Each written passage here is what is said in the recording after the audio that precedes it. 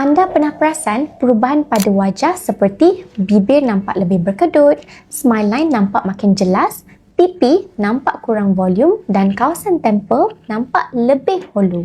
Hai, saya Dr. Zulaika. Ramai yang mula terfikir tentang rawatan filler, tapi dalam masa yang sama rasa risau. Takut muka jadi tak natural atau seperti yang orang selalu panggil pillow face. Sebenarnya, rawatan filler bukan untuk mengubah wajah secara berlebihan.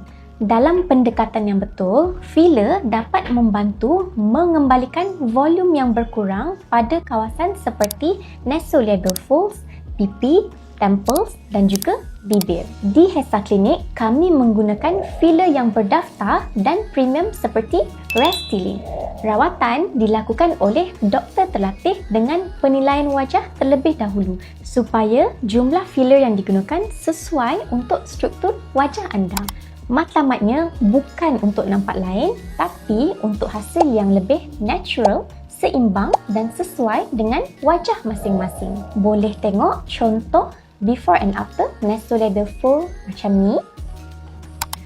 Untuk mengetahui rawatan filler yang sesuai untuk wajah anda, boleh dapatkan consultation dengan doktor di Hesa Clinic.